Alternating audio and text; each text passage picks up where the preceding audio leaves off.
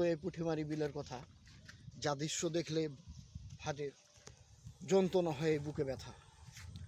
কৃষকের মুখে হাহাকার আর কান্না, যা দেখে সহ্য করা যায় না। আপনাদেরকে দেখাচ্ছি গতকালকের দিনব্যাপী রাতভর যে বৃষ্টি হয়েছে, এই বৃষ্টির পানিতে এই পুঁঠিমারি বিলের এখন বর্তমান আছি 51 বিঘা যেটাকে বলা হয়, এই পুঁঠিমারি বিলের কি পরিমাণ কৃষকের ক্ষয়ক্ষতি হয়েছে সেটা একটু আপনাদের কাছে তুলে ধরছি, দেখাবার চেষ্টা করছি। এই দেখেন, এটা হচ্ছে 51 বিঘার দৃশ্য।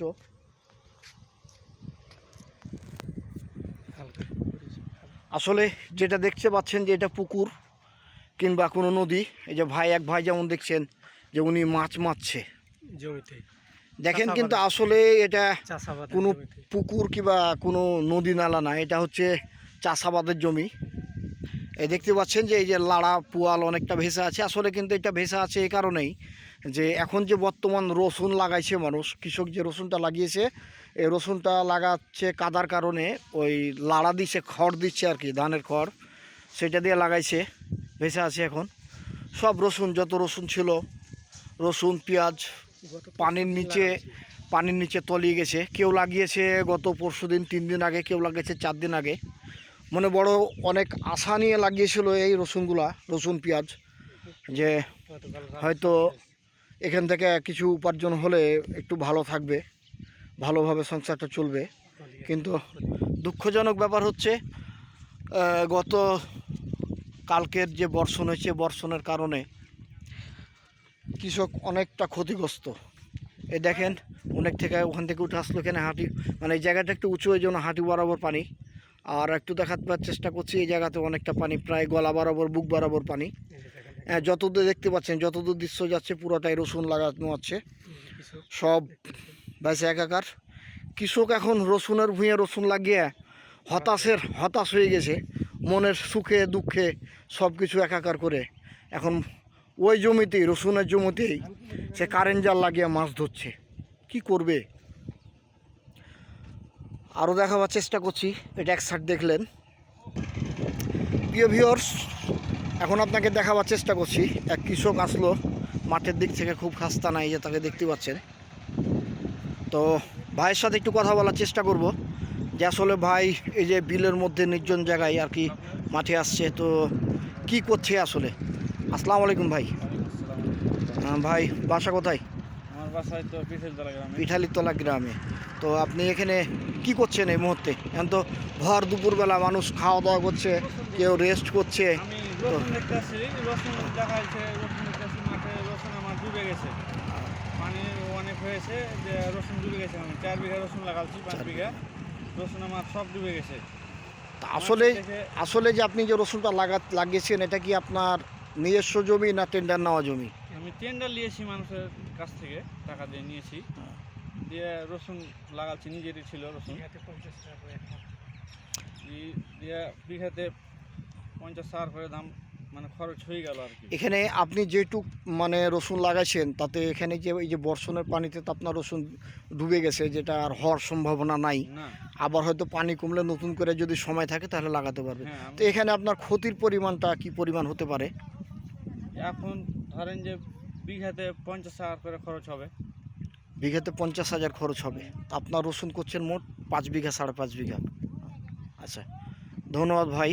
আল্লাহ দুক আপনার জমির পানিটা খুব তাড়াতাড়ি নিষ্কাশন হোক, রসুনটা জাগুক, কিংবা আপনি নতুন করে আবার ভালোভাবে আবাদ করতে পারেন, এ প্রত্যাশা করছি।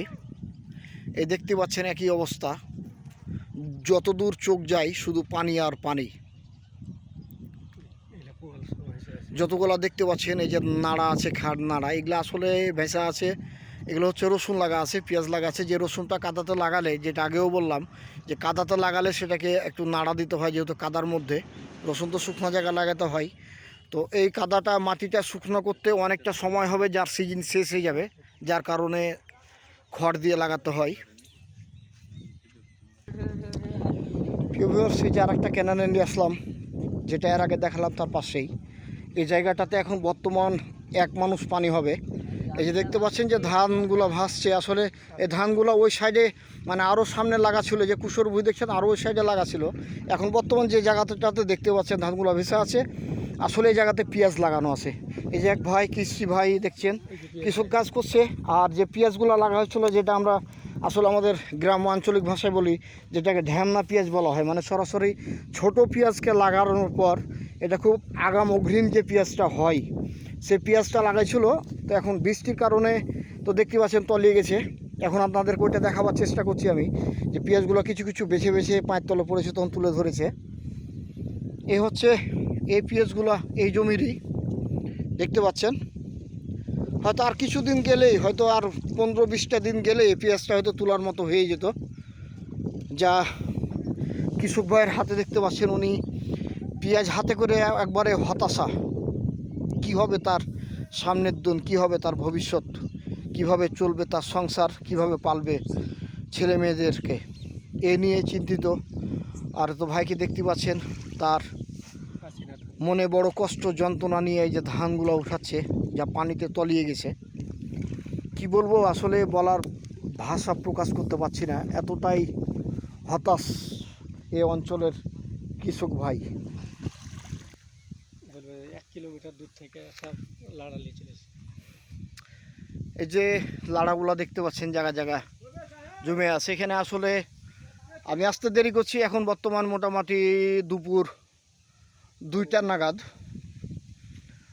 সকালে আসলে এই জায়গাগুলোতে আরও বেশি পরিমাণ পানি ছিল, যেগুলো হয়তো সাইডে কিয়ারগুলোতে, যে জমিরা ফাঁকা জমিগুলোতে যাচ্ছে। প্রায় এখান থেকে দেখতে পাচ্ছেন 1.5 থেকে 2 কিলোমিটার হবে পুরোটাই পানি আর পানি। এগুলোতে সবই রসুন লাগানো আছে। কিছু সামনে সামনে জমি আছে, ওই যে দেখাচ্ছি, আপনাদেরকে দেখাবার চেষ্টা করছি। ওই যে নীল হয়ে দেখতে পাচ্ছেন, ওই জায়গাটা কিছুটা ডাঙা আছে, যার কারণে হয়তো ফসলটা কিছুটা মানে পাওয়ার সম্ভাবনা আছে। তারপরে হয়তো গোড়া পচে যেতে পারে, পচন ধরতে পারে। পচন ধরলে ফসলটা অবশ্য নষ্ট হয়ে যাবে। এ হচ্ছে চলমান পুঁটিমারি বিলের অবস্থা।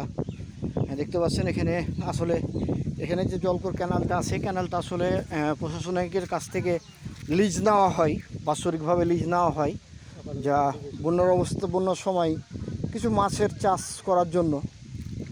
আসলে বর্ষাকালীন বন্যার সময় জায়গাটা ডুবা থাকে, যেহেতু গত 2 দিন আগে এই জায়গাটা ছিল পুরোটাই শুকনো, দেখতে পাচ্ছেন পুরোটাই শুকনো। এখন পানির নিচে তলিয়ে আসে সব কিছু। আর এই ক্যানালের যেটা দেখতে পাচ্ছেন, এই যে বাদ দিয়ে রাখছে যাতে মাছগুলো বের হয়ে না যায়।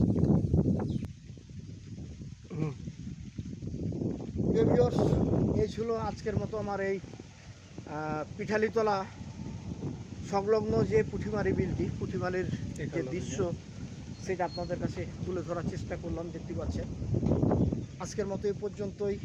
আপনারা সবাই ভালো থাকবেন, সুস্থ থাকবেন, এবং আল্লাহ তাআলার কাছে দোয়া তুলে দোয়া করবেন, যাতে কৃষক ভাইরা কিছুটা হলেও যাতে পানি থেকে আল্লাহ মানে মুক্তি দেয়, ফসলগুলো কিছুটা বাঁচে। এ বলে আমার সংক্ষিপ্ত নিউজ এখানে শেষ করছি। আমি মোহাম্মদ নাসির উদ্দিন, JKS।